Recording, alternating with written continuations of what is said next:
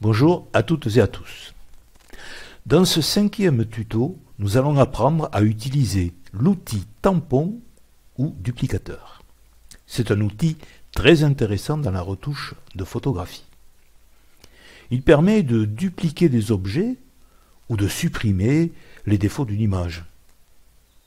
L'outil tampon de duplication copie une partie de l'image pour l'appliquer à une autre partie de cette même image. Je vous dis à tout de suite. L'outil tampon de duplication se trouve dans la palette des outils. Il a l'aspect d'un tampon encreur. Pour l'activer, son raccourci clavier est T.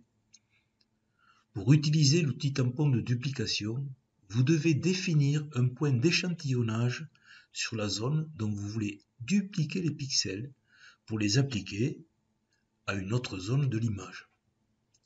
Comment faire?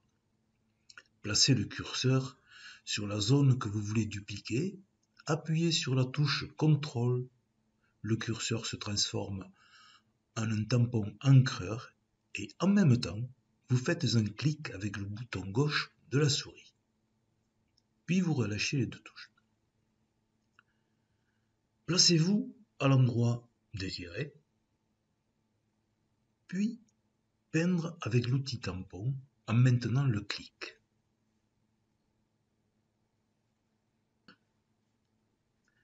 Voyons maintenant les options de cet outil. Dans la palette des options de l'outil tampon, vous pouvez définir la taille, le rayon, de l'outil tampon de 1 à 400 pixels en fonction de la zone à dupliquer,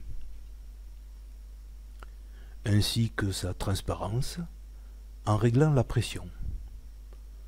Le curseur à gauche, la transparence est maximale. À droite, l'opacité est totale. Voyons les autres options. Le tampon peut agir de différentes façons. Si la case fixe est cochée, le point dupliqué est toujours le même.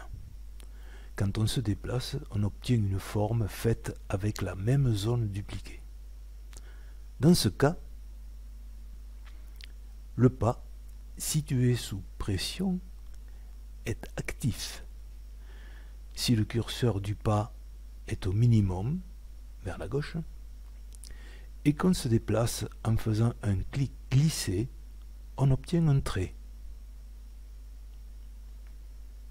Par contre, si on augmente le pas, l'espace entre deux points dupliqués augmente. On peut faire par exemple un cadre autour d'une photo. Je choisis un pas à 50%. Je fais un clic glissé en maintenant la touche Shift ou majuscule enfoncée pour réaliser un trait droit. Je trace en haut, à droite, en bas, à gauche. J'ai rapidement fait un cadre. En dessous de l'option fixe que je décoche, il y a l'option précis que je coche. Toute la zone parcourue avec le curseur est dupliquée. C'est de cette manière que l'on peut dupliquer un objet ou une zone pour supprimer un défaut ou une partie d'image.